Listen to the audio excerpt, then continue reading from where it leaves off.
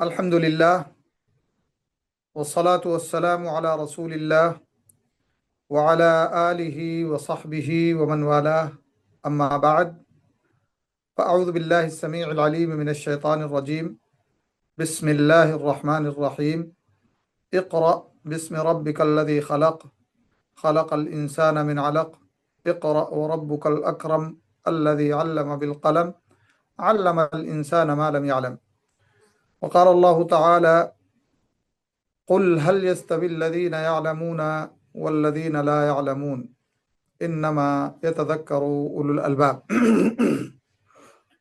वक़ाल अज़्ज़ मिन क़ाइल यरफ़इल्लाहु अल्लज़ीना आमनू मिनकुम वल्लज़ीना ऊतुल इल्म दरजा। हर किस्म की हम्दो सना, बड़ाई और बुजुर्गी, तंज़ीह व तक़दीस उस अल्लाह वहदहू ला शरीक के लिए लायक और ज़रूरी है जो हम सबका खालिक व माबूद है, और बेशुमार दरूद व सलाम नाजिल हों ख़ातमुल अंबिया वल मुरसलीन रहमतुल लिल आलमीन प्यारे नबी मोहम्मद अरबी सल्लल्लाहु अलैहि व आलिहि वसल्लम पर, जिनके ज़रिए अल्लाह रब्बुल आलमीन ने बंद दिलों को नूरे हिदायत से खोल दिया, गुमराह जहनों को, गुमराह क़ुलूब को अल्लाह रब्बुल आलमीन ने नूरे वही से मुनव्वर फरमा दिया। आज का जो टॉपिक है वो एक तरह से यूं कह लीजिए कि तमहीदी दर्स है अरबिक ग्रामर सीखने और सिखाने के ताल्लुक से, और उसे पढ़ने और पढ़ाने के ताल्लुक से। अल्लाह रब्बुल आलमीन का बड़ा एहसान है कि अल्लाह रब्बुल आलमीन ने हमें मुसलमान बनाया, और मुसलमान का हर कौल, हर फ़िल और हर तसर्रुफ, बल्कि हर सोच इस तरह से होनी चाहिए कि अल्लाह रब्बुल आलमीन की रज़ा किस चीज़ में है, अल्लाह रब्बुल आलमीन की खुशनूदी किस चीज़ में है। और अगर एक मुसलमान, सच्चा मुसलमान चाहे तो अपनी ज़िंदगी के तमाम मराहिल को और अपनी ज़िंदगी के तमाम अहवाल को अल्लाह रब्बुल आलमीन की रज़ा में तब्दील कर सकता है, यहाँ तक कि वो उमूर, वो चीज़ें, वो अफ़आल व अमाल जिन्हें हम एक नाहिए से दुनियावी अफ़आल व अमाल कहते हैं, वो अफ़आल व अमाल भी अगर एक सच्चा मुसलमान इखलास और सच्ची नीयत के साथ उन अमाल को बरुए कार लाए तो वो अमाल उसके अल्लाह की रज़ा, उसकी खुशनुदी के जो है कैटेगरी में आ सकते हैं। आज बहुत सारे अहबाब हैं या बहुत सारे भाई और बहनें हैं जिनके दिल में ये जज्बा पैदा हुआ है, और होना भी चाहिए, कि हमें अरबी ज़बान की जानकारी होनी चाहिए, अरबी ज़बान का इल्म होना चाहिए, और ये बहुत अच्छी चीज़ है और बहुत अच्छी सोच है। और लैसा लिल इंसान इल्ला मा सआ, इंसान जब मेहनत और कोशिश करता है तो वो चीज़ उसे, उसकी मेहनत और कोशिश और उसके इखलास के मुताबिक उसको हासिल हो जाती है। ये अल्लाह रब्बुल आलमीन का फरमान है और अल्लाह रब्बुल आलमीन का कहना है। सवाल ये है कि हम अरबी ज़बान क्यों सीखें, इससे हमें क्या फ़ायदा मिलने वाला है, क्या चीज़ें हासिल होने वाली है। सबसे पहली चीज़ तो ये है कि जिस तरह से दीगर उलूम हैं उसी तरह से अरबी ग्रामर का भी, अरबी ग्रामर भी एक इल्म की हैसियत रखता है, मुस्तकिल एक इल्म है जो दो हिस्सों में तकसीम किया हुआ है, उमूमन नहव और सर्फ। और इसमें अगर आप मज़ीद गहराई में जाएं तो बलागा भी इसके साथ शामिल कर लेते हैं, लेकिन यह है कि अल्फाज की सही अदायगी और अल्फाज को, किस लफ्ज़ को किस जगह में रखना है और उसका इराब, क्योंकि अरबी ज़बान के मानी और मफ़हूम का बहुत गहरा ताल्लुक़ है उन अल्फाज की हरकत से, चाहे वो आखिरी حرف جو کلمے اور لفظ کا ہوتا اس کی حرکت ہو، جس کے اوپر بحث فن نحو میں ہوتی ہے، یا پورے لفظ کو لے لیجئے آخری حرف کو چھوڑ کے، کہ پہلا لفظ اس پر اگر زبر ہو، دوسرے لفظ پر زیر ہو، اس وزن پر ہو تو اس کا معنی یہ ہوگا، اس وزن پر ہو تو اس کا معنی یہ ہوگا، یعنی ایک تفصیل ہے۔ تو خلاصہ یہ ہے کہ نحو اور صرف یہ عربی گرامر کے دو اہم باب ہیں، اور ان دو اہم بابوں پر اگر کوئی دسترس حاصل کر لیتا ہے، گہرا علم حاصل کر لیتا ہے، تو آپ یہ سمجھیے کہ وہ بہت ہی اہم علم اس کے یہاں آ گیا، اور بہت ہی اہم چیز اس کو حاصل ہو گئی۔ سب سے پہلی چیز یہ ہے کہ ہم مسلمان ہیں، اور مسلمان کے ایمان، عقیدہ اور عمل کی چیزیں قرآن اور سنت میں ہیں، اور قرآن اور سنت یہ عربی زبان میں ہے۔ اللہ نے فرمایا وَإِنَّهُ لَتَنزِيلُ رَبِّ الْعَالَمِينَ نَزَلَ بِهِ الرُّوحُ الْأَمِينُ عَلَى قَلْبِكَ لِتَكُونَ مِنَ الْمُنذِرِينَ بِلِسَانٍ عَرَبِيٍّ مُبِينٍ۔ یہ اللہ رب العالمین نے بطور فضیلت بیان کیا کہ اللہ رب العالمین نے اس قرآن کو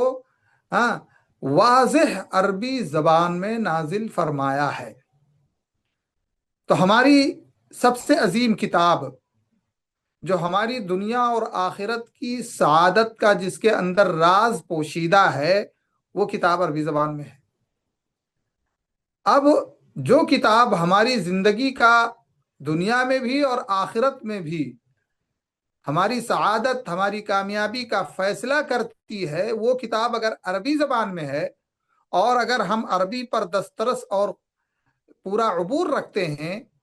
اس کے سمجھنے کے تعلق سے پوری صلاحیت رکھتے ہیں، تو پھر ہم اللہ کے کلام کو جب پڑھیں گے تو اللہ کے کلام کو پڑھنے میں بھی اور اس کے سمجھنے میں بھی ہم کو ایک طرح سے بڑی خوشی حاصل ہوگی اور بڑی سعادت حاصل ہوگی، اور ہم گویا جو اللہ کا کلام ہے، جس میں اللہ رب العالمین ہم سے مخاطب ہے، ہم یہ محسوس کریں گے کہ گویا اللہ رب العالمین کی اس وحی میں ہم خود اللہ رب العالمین ہم سے مخاطب ہو رہا ہے، اور اللہ رب العالمین ہم سے گفتگو کر رہا ہے، کہیں ہمیں کسی بات کا حکم دے رہا ہے، کہیں کسی چیز سے منع کر رہا ہے۔ تو ہماری سب سے عظیم کتاب جو کتاب ہدایت ہے، جس سے ہمیں دنیا میں کس طرح سے زندگی گزاریں گے تو آخرت میں ہمیں کیا کیا چیزیں حاصل ہوں گی، اس کا سارا 100% مواد جو ہے اس قرآن کریم میں ہے، جو کہ عربی زبان میں ہے۔ دوسرے نمبر پہ ہمارے اس عظیم کتاب کی شرح جو ہے وہ حدیث نبوی ہے۔ اللہ نے فرمایا وَمَا آتَاكُمُ الرَّسُولُ فَخُذُوهُ وَمَا نَهَاكُمْ عَنْهُ فَانْتَهُوا، کہ رسول جو عطا کریں وہ لے لو، اور جس سے منع کریں رک جاؤ، یعنی احادیث رسول صلی اللہ علیہ وآلہ وسلم۔ اور احادیث رسول صلی اللہ علیہ وآلہ وسلم بھی ٹوٹل عربی زبان میں ہیں۔ آپ اگر حدیث کا علم حاصل کرنا چاہتے ہیں، صحیح بخاری پڑھنا چاہتے ہیں، صحیح مسلم پڑھنا چاہتے ہیں، حدیث کی جو بھی کتابیں ہیں ساری کی ساری عربی میں ہیں۔ اب اگر آپ ڈائریکٹلی، کیونکہ یہاں پر ایک چیز بڑی اہم ہے، جب اللہ کے نبی صلی اللہ علیہ وسلم کا زمانہ چلا گیا، صحابہ کرام کا زمانہ چلا گیا، اور لوگ جوق در جوق اسلام میں داخل ہوتے گئے، اور ساتھ ہی ساتھ فتنوں نے بھی اپنا سر اٹھایا، تو پھر قرآن اور سنت کا جو صحیح مفہوم تھا، یا قرآن و سنت کی جو صحیح تصویر تھی نبی اکرم صلی اللہ علیہ وسلم کے زمانے میں، یا صحابہ کرام کے زمانے میں، یا تابعین تبع تابعین کے زمانے میں، بعد میں وہ تصویر دھندلی ہونے لگی، اور دشمنان اسلامی لبادہ اوڑھ کر کے نفاق کی شکل میں داخل ہوئے، اور پھر انہوں نے جو ہے مسلمانوں کے عقیدوں میں، مسلمانوں کے اعمال میں زہر پھیلانا، گمراہی کا شروع کیا۔ تو اس سچویشن میں اگر کسی آدمی کو عربی زبان کا صحیح علم ہے، جو اسے اس لائق بنا دیتا ہے کہ وہ ڈائریکٹ قرآن پڑھے، قرآن کی تفسیر پڑھے، فقہ پڑھے، اور سمجھ سکے اس کو، تو وہ بہت ساری گمراہیوں سے اپنے آپ کو بچا سکتا ہے، بہت ساری گمراہیوں سے اپنے آپ کو بچا سکتا ہے۔ اس لیے کہ آج اکثر گمراہوں کو اگر آپ دیکھیں گے، اکثر گمراہوں کو، اکثریت جو گمراہوں کی ہے وہ یہ ہے کہ وہ کسی کے نہ کسی کے محتاج ہیں، اور جس کے وہ محتاج ہیں، اور پھر اس محتاجی میں بھی انہوں نے کسی ایک خاص شخص کو یا کہ کسی ایک خاص عالم کو، فقیہ کو چن رکھا ہے، اور اس کو یہ حیثیت دے رکھی ہے کہ وہ جو کچھ بھی بتائے گا، جو کچھ بھی کہے گا، جو کچھ بھی رہنمائی کرے گا، تو وہ قرآن و سنت سے ہی کہے گا، قرآن و سنت سے ہی کرے گا، اور وہ اللہ اور اس کے رسول کی ہی بات ہوگی۔ اور اس طور پر جب لوگوں کا ایمان اور عقیدہ بنا تو بہت سارے دنیا پرستوں نے اور بہت سارے گمراہوں نے جو ہے امت اسلام کو اس نام پہ گمراہ کیا۔ ہم نہیں سمجھ پاتے ہیں، اسی لیے آپ دیکھیں بہت سارے لوگ جو گمراہ ہیں، اگر ان کو قرآن و سنت کی ترجمے والی بھی کوئی کتاب ان تک پہنچ جاتی ہے صحیح ڈھنگ سے، تو ہدایت کی روشنی ان کو ملنے لگتی ہے اور ہدایت کی ایک راہ نکلنے لگتی ہے۔ اب یہی سچا مسلمان جو قرآن و سنت سے حقیقی محبت رکھتا ہے، اس کے اندر اگر یہ صلاحیت پیدا ہو جائے گی کہ وہ خود قرآن کو پڑھ سکتا ہے، اس کا معنی اور مفہوم بیان کر سکتا ہے، اس کی تفسیر کر سکتا ہے، اس کو جو ہے اللہ کے نبی صلی اللہ علیہ وآلہ وسلم کے تفسیری عمل سے جوڑ سکتا ہے، تو پھر ایسا مسلمان اللہ کی راہ میں ایک اچھے انداز میں اور اچھی حیثیت سے اللہ کے دین کی صحیح نشر و اشاعت بھی کر سکتا ہے۔ اور قرآن اور سنت کے نصوص میں وہ طاقت ہے کہ قرآن و سنت کو آپ عربی زبان میں جب آپ لوگوں کے سامنے پیش کریں تو ان کے اوپر ایک اثر قبل اس کے کہ اس کے معانی بیان کیے جائیں ایک پڑتا ہے۔ تو اس لیے جو ہے ہمیں صحیح انداز سے قرآن پڑھنے کے لیے اور اس کو سمجھنے کے لیے اور اس کی گہرائی تک پہنچنے کے لیے، مفسرین کی تفسیر کی کتابوں کو پڑھنے کے لیے، ہمیں اس عربی زبان کے علم کی سخت اور اہمیت، انتہائی سخت ضرورت ہے اور انتہائی اہم یہ چیز ہے۔ اور جب تک ہم عربی گرامر پر دسترس اور کنٹرول نہیں رکھیں گے اور اس کا صحیح علم نہیں حاصل کریں گے، تب تک ہم ہرگز اللہ کے کلام اور پیارے نبی صلی اللہ علیہ وسلم کے فرمان کو صحیح ڈھنگ سے نہیں سمجھ سکتے۔ اس لیے کہ بہت سارے فقہی مسائل کا تعلق جو ہے اسی عربی گرامر سے ہے، اور بہت سارے فقہی مسائل پر اہل علم جو بحث کرتے ہیں اور اہل باطل پر جو غلبہ حاصل کرتے ہیں، بہت سارے مسائل میں اسی فن صرف اور فن نحو کے ذریعے ان کے اوپر غلبہ حاصل کرتے ہیں کہ عربی گرامر کے حساب سے آپ کی یہ تھیوری غلط ہوتی ہے اور آپ کا یہ مفہوم غلط۔ مثال کے طور پہ ایک فقہی مسئلہ آپ یہی لے لیں کہ جیسے یہ ہے کہ وضو میں آپ پیر دھلیں یا پیر پر مسح کریں، فاغسلوا وجوہکم وایدیکم الی المرافق وامسحوا برؤوسکم وارجلکم الی الکعبین۔ تو ارجلکم، کچھ لوگ ہیں جیسے شیعہ حضرات ہیں، یہ پیر دھلتے نہیں ہیں، مسح کرتے ہیں، اور یہاں پر وہی ایک بحث نکل کے آتی ہے، ہاں، جس کو جو ہے معطوف اور معطوف علیہ، آگے آپ انشاءاللہ پڑھیں گے تو معطوف اور معطوف علیہ کی بحث آتی ہے، اور اس کو لے کر کے ترجیحی صورت بنائی جاتی ہے۔ اور یہ معطوف علیہ کا مبحث جو ہے یہ فن نحو سے متعلق ہے کہ یہاں پر وَأَرْجُلَكُمْ پڑھا جائے لام کے زبر کے ساتھ یا وَأَرْجُلِكُمْ پڑھا جائے، اور کیوں وَأَرْجُلَكُمْ پڑھا جائے، وَأَرْجُلِكُمْ کیوں نہیں صحیح ہوگا۔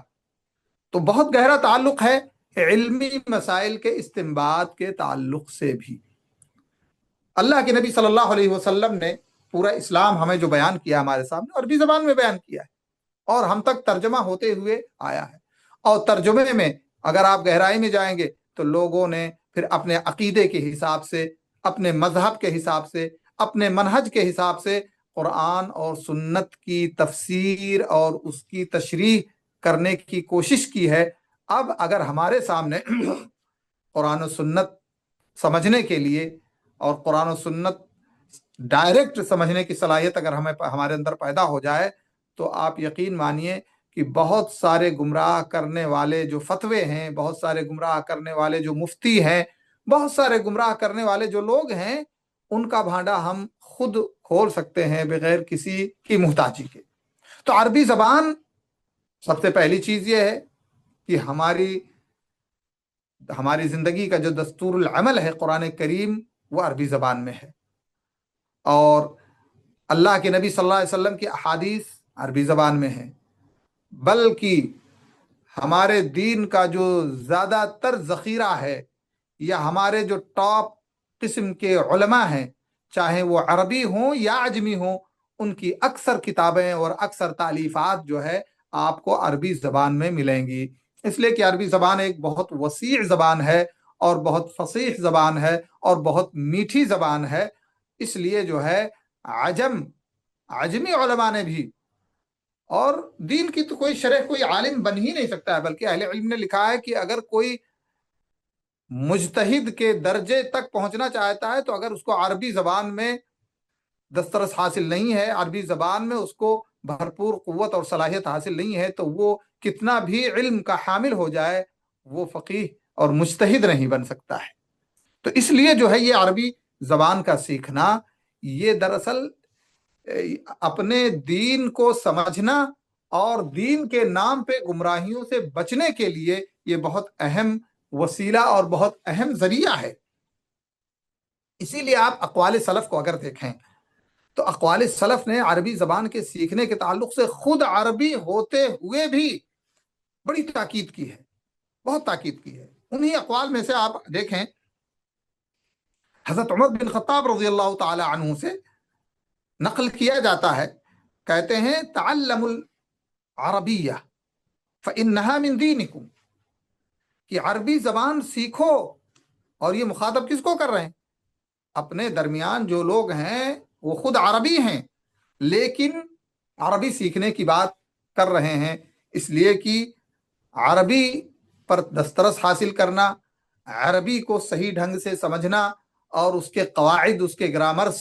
کی رعایت کرتے ہوئے عربی پڑھنا، بولنا اور لکھنا، یہ دراصل اگر دیکھا جائے تو یہ دین کا حصہ ہے، دین کا تقاضا ہے کہ ہمیں عربی سیکھنا چاہیے، اور ہمیں عربی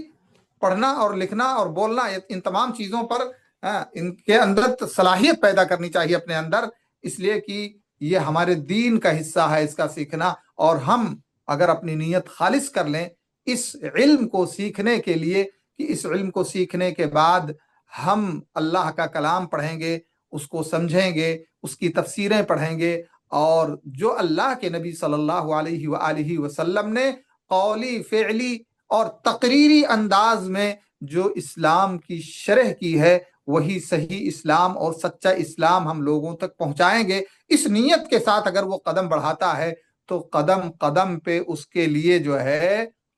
فرشتے دعا کریں گے، پانی کے اندر مچھلیاں دعا کریں گی، اور ایک طرح سے وہ جنت کے مراحل طے کر رہا ہوگا۔ کیوں؟ اس کی نیت دراصل خود ہدایت حاصل کرنے کی ہے، اس کی نیت دراصل صحیح اور شفاف جو اسلام کی تصویر ہے اس تصویر کو لوگوں تک پہنچانے کی ہے، اور یہ بہت ہی نیک اور بہت صالح عمل ہے۔ تو اس طرح سے، کیونکہ کہتے ہیں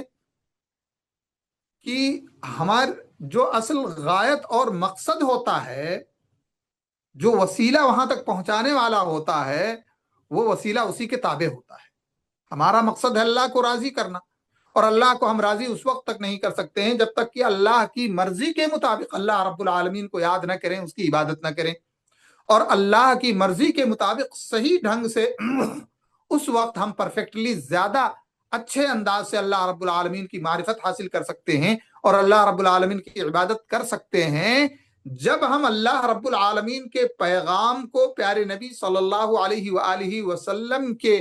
شرح اور بیان کی روشنی میں سمجھ کر مضبوطی کے ساتھ اس کی طرف ہم قدم بڑھائیں گے تو اللہ کی رضا حاصل ہوگی، اور اس مضبوطی کے ساتھ قدم بڑھاتے ہوئے اللہ کی رضا حاصل کرنے میں ہمارا عربی زبان کا سمجھنا، عربی گرامر کا سمجھنا جو ہے یہ بہت اہم وسیلہ اور بہت اہم ذریعہ ہے۔ اس لیے یہ علم اس ناحیے سے بڑا ہی اہم اور بہت ہی ضروری ہو جاتا ہے۔ اور اگر ہم اور آپ غور کریں گے، یا بہت سارے احباب ہیں بہت سارے بھائی ہیں جو علم سے دور تھے یا اس عربی کے علم سے دور تھے، انہوں نے کوشش کی، انہوں نے پڑھا، انہوں نے محنت کی، تو ان کی زندگی میں دینی اعتبار سے، دعوتی اعتبار سے اور عملی اعتبار سے بڑا بدلاؤ پیدا ہوا، اس لیے کہ بہت ساری ایسی حقیقتیں ان کے سامنے بعد میں آئیں جن سے وہ دور تھے۔ تو حضرت عمر بن خطاب رضی اللہ تعالیٰ عنہ کیا فرماتے ہیں؟ تعلم العربیہ،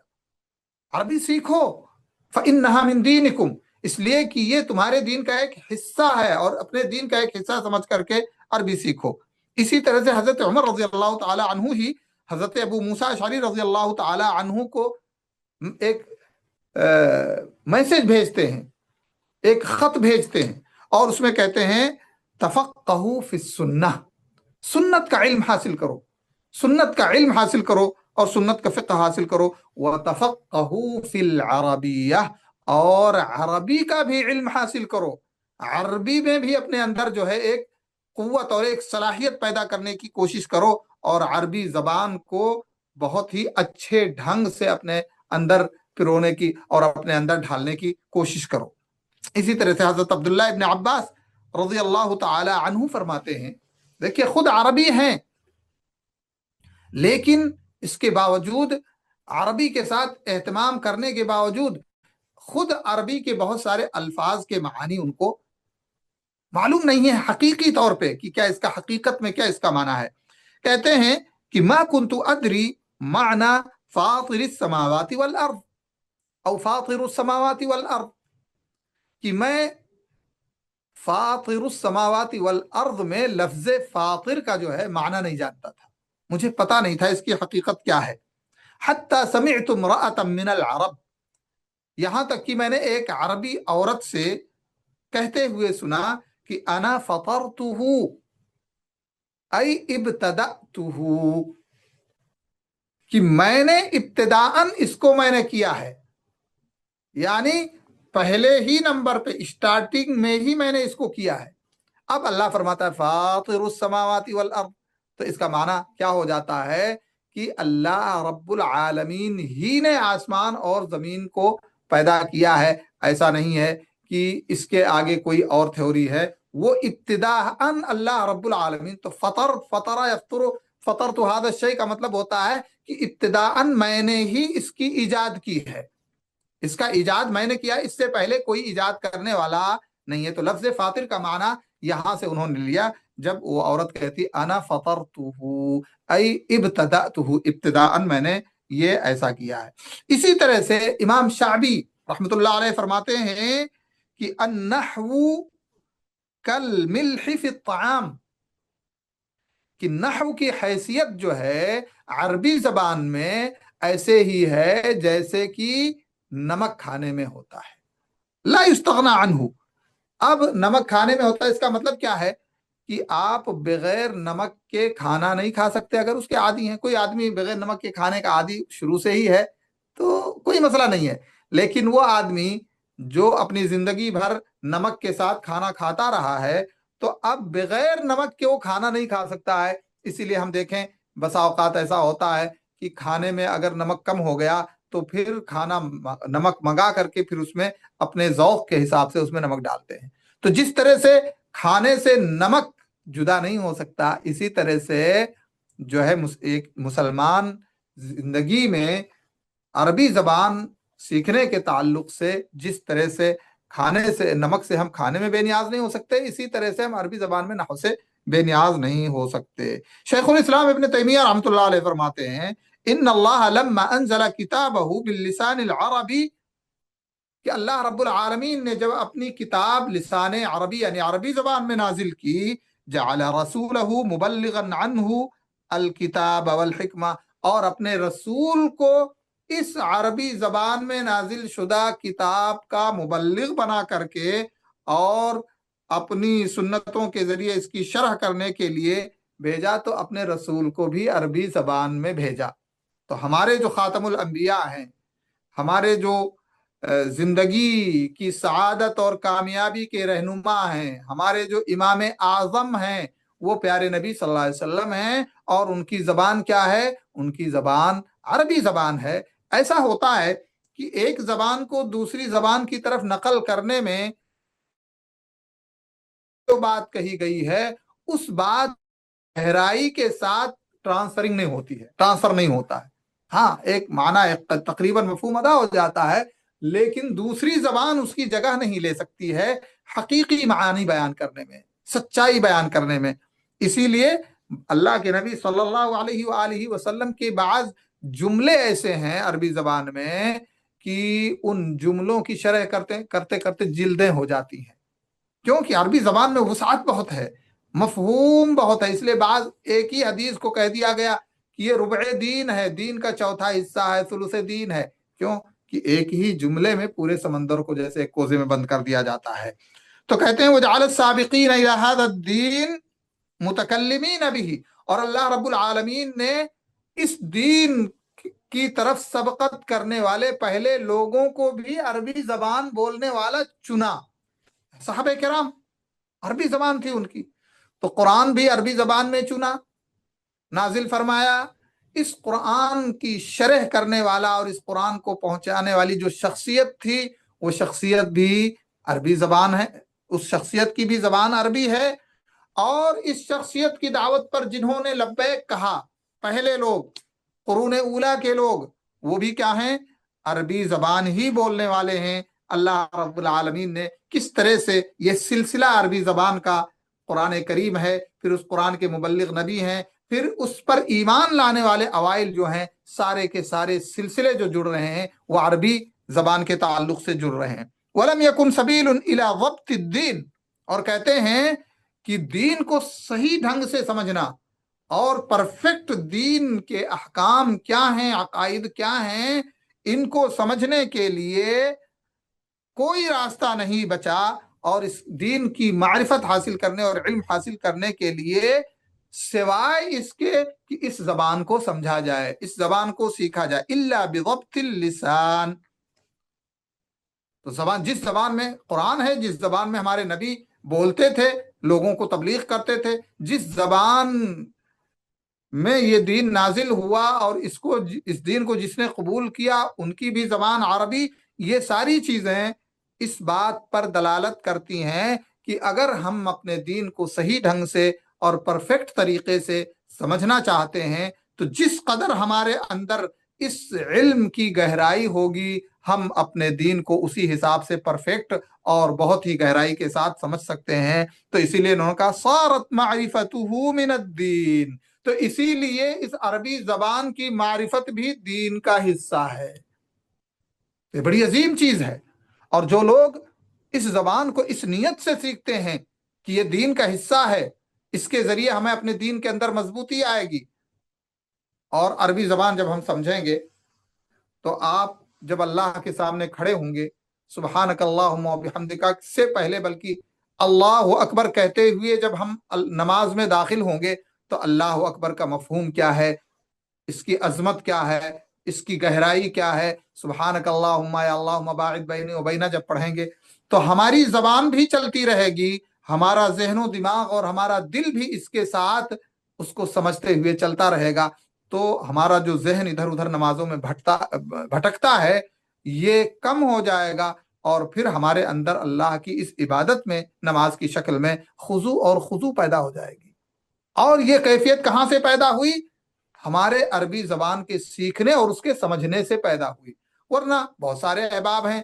نماز میں داخل ہوئے، نماز سے نکل گئے، لیکن نماز میں انہوں نے سورہ فاتحہ پڑھی، اس کا معنی مفہوم نہیں معلوم ہے، اسی طرح سے کوئی سورت پڑھی، اس کا معنی مفہوم نہیں معلوم ہے، دعائیں پڑھی، اس کا معنی مفہوم نہیں معلوم ہے. تو ایک طرح سے یہ ہوا کہ صاحب عبادت تو ادا ہو گئی، لیکن عبادت کے اندر جو روح پیدا ہونی چاہیے، جو کیفیت پیدا ہونی چاہیے، کہ ان تعبد اللہ کانک تراہ، کہ اللہ کی عبادت اس ڈھنگ سے کرو کہ گویا تم اللہ کو دیکھ رہے ہو، وہ کیفیت نہیں پیدا ہو پاتی ہے، یعنی نماز کی روح نہیں پیدا ہو پاتی ہے. اسی لیے جو عربی زبان کو سمجھتا ہے اور نماز میں کھڑا ہوتا ہے اور جو بھی نماز میں پڑھی جاتی ہیں دعائیں یا قرآن سورہ فاتحہ یا سورت، ان دعاؤں کے ساتھ اس کا دلی جو ماحول ہوتا ہے، جو کیفیت ہوتی ہے سمجھنے کی اور اس کے اندر گہرائی کی، یہ نمازی کے اندر ایک ایسی کیفیت اور خشوع اور خضوع پیدا کر دیتا ہے کہ پھر وہ اپنے رب کے ساتھ مناجات میں بہت ہی زیادہ منہمک اور مشغول ہو جاتا ہے، پھر دنیاوی مشاغل وہ بھول جاتا ہے. تو کہتے ہیں سارت معرفتہ من الدین، اس لیے کہ قرآن بھی عربی میں، نبی بھی عربی میں، اور اس دین کو قبول کرنے والے پہلے لوگ بھی عربی زبان بولنے، لکھنے، پڑھنے اور اس کو سمجھنے والے تھے۔ تو اس ناحیے سے ہمارا دین اور ہمارے دین کا سارا اثاثہ عربی زبان میں ہے۔ تو پھر اگر ہم اپنے دین کو صحیح ڈھنگ سے سمجھنا چاہتے ہیں تو پھر عربی زبان اگر ہم سیکھ لیتے ہیں تو یہ ہمارے لیے ایک وسیلہ اور یہ ایک آلہ ہوگا اس بات کے لیے کہ ہم اپنے دین پر اس کو صحیح ڈھنگ سے سمجھتے ہوئے صحیح طریقے سے عمل پیرا ہو سکتے ہیں۔ وَأَقْرَبَ إِلَىٰ إِقَامَةِ شَعَائِرِ اللَّهِ، اور جب ہم اللہ کے دین کو صحیح ڈھنگ سے سمجھیں گے تو اس کو صحیح ڈھنگ سے ادا کر سکیں گے۔ جب ہم جس چیز کو سمجھ ہی نہیں پائیں گے صحیح طریقے سے تو اس کی ادائیگی کہاں سے ہوگی؟ اسی طرح سے امام راضی رحمہ اللہ فرماتے ہیں کہ لما كان المرجع في معرفة شرعنا إلى القرآن والأخبار وهما واردان بلغة العرب ونحوهم وتصريفهم كان العلم بشرعنا موقوفا على العلم بهذه الأمور وما لا يتم الواجب إلا به وكان مقدورا للمكلف فهو واجب۔ امام راضی رحمۃ اللہ علیہ فرماتے ہیں، کہتے ہیں کہ جب ہماری شریعت کے سمجھنے کا مرجع ہی، یعنی جو ہمارا مرجع ہے قرآن اور سنت، ہماری شریعت کی بنیاد ہے، اساس ہے، اصل ہے، یہ قرآن اور احادیث ہیں، قرآن و سنت ہیں، اور یہ دونوں کے دونوں عربی زبان میں آئے ہیں، نحو اور صرف کے علوم کے مطابق ان کا جو ہے یہ ذخیرہ موجود ہے۔ تو اس لیے جو ہے ہمارا شریعت کا جاننا بھی اس علم کے جاننے پر موقوف ہے، ہمارا شریعت کا جاننا بھی اس علم کے جاننے پر موقوف ہے۔ اسی لیے آپ علماء کی تاریخ پڑھ ڈالیں، کوئی عالم ایسا عالم ہی نہیں ہو سکتا ہے کوئی جب تک کہ اس کو عربی زبان کا علم نہ ہو۔ تو کہتے ہیں کہ العلم بهذه الامور، تو اس لیے موقوف ہے ان علوم کے جاننے پر، نحو، صرف اور اسی طرح سے بلاغہ، یہ تمام چیزیں جو ہے ان کا جاننا اور ان کا علم حاصل کرنا یہ اتنا ضروری ہے جتنا ضروری کہ ہمارا دین سیکھنا ہے۔ اس لیے کہ ہم دین سیکھ ہی نہیں سکتے ہیں صحیح ڈھنگ سے، جس طرح سے ہمیں سیکھنا چاہیے، جب تک ہم اس کے اندر قوت اور اس کے اندر صلاحیت نہیں پیدا کر سکتے ہیں اپنے اندر۔ کہتے ہیں وما لا يتم الواجب، اب دین سیکھنا تو واجب ہے، دین کے اندر بہت سارے فرائض ہیں، اللہ کے واجب حقوق ہیں، اللہ کے بندوں کے واجب حقوق ہیں جن کا جاننا ہمارے اوپر ضروری ہے، اور وہ واجب حقوق قرآن و سنت کے اندر عربی زبان میں ہیں۔ تو اب ایسی صورت میں واجب کا جاننا واجب ہے، اور جس چیز کے ذریعے واجب ہم سیکھ سکتے ہیں، جان سکتے ہیں، اس کا جاننا بھی واجب ہے۔ تو اس حساب سے جو ہے ہمیں کوشش کرنی چاہیے، محنت کرنی چاہیے، اور یہ ایسا نہیں ہے، اس چیز کو بھی جاننا بہت ضروری ہے کہ یہ ایسا نہیں ہے کہ ایک مجلس میں، دو مجلس میں، تین مجلس میں استعجال نہیں ہونا چاہیے، جلد بازی نہیں ہونی چاہیے۔ کہتے ہیں کہ جو چیز جلدی میں حاصل کی جاتی ہے وہ جلدی فرار بھی ہو جاتی ہے۔ امام احمد بن حنبل رحمۃ اللہ علیہ اپنے آخری عمر میں مشائخ کے دروس میں قلم اور دوات لے کر کے حاضر ہوا کرتے تھے، کاغذ۔ تو کسی نے پوچھا کہ ارے شیخ، کب تک یہ آپ کا سلسلہ چلے گا؟ ہاں، کہ آپ یہ دوات اور روشنائی کے ساتھ کب تک رہیں گے؟ تو انہوں نے جواب دیا کہ اس قلم اور اس دوات اور اس کاغذ کا رشتہ ماں کی گود سے لے کر کے قبر تک ہے۔ ٹائمنگ نہیں ہے کہ صاحب ایک سال میں آپ علامہ ہو جائیں گے، 2 سال میں آپ، یہ ایک نسبی چیز ہے۔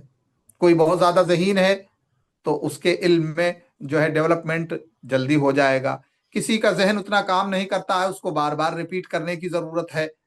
مایوس ہونے کی ضرورت نہیں ہے۔ تو یہ ایک نسبی چیز ہے، تو اس سے آدمی کو مایوس نہیں ہونا چاہیے۔ آدمی کا ٹارگٹ ہونا چاہیے کہ ہمیں اصل منزل تک پہنچنا ہے، اس میں 1 دن لگتا ہے، 1 مہینہ لگتا ہے، 1 سال لگتا ہے، یا پوری عمر لگتی ہے، ہمیں قدم پیچھے ہٹانا نہیں ہے۔ اور ایسا ہی انسان کامیاب ہوتا ہے جو چڑھتا ہے، پھر گرتا ہے، پھر چڑھتا ہے، پھر گرتا ہے، ایک دن چوٹی پر جا کر کے پہنچ جاتا ہے۔ انہی چند تمہیدی باتوں پر یا ابتدائی باتوں پر میں اکتفا کرتا ہوں، اور انشاءاللہ اگلے ہفتے سے اصل موضوع پر آتے ہوئے انشاءاللہ جس کتاب کو ہم وہ بنائیں گے اساس، اس کتاب کو میں بھیج دوں گا انشاءاللہ، تو وہ آپ لوگوں کی نظر میں رہے اور اس کو آپ لوگ پڑھیں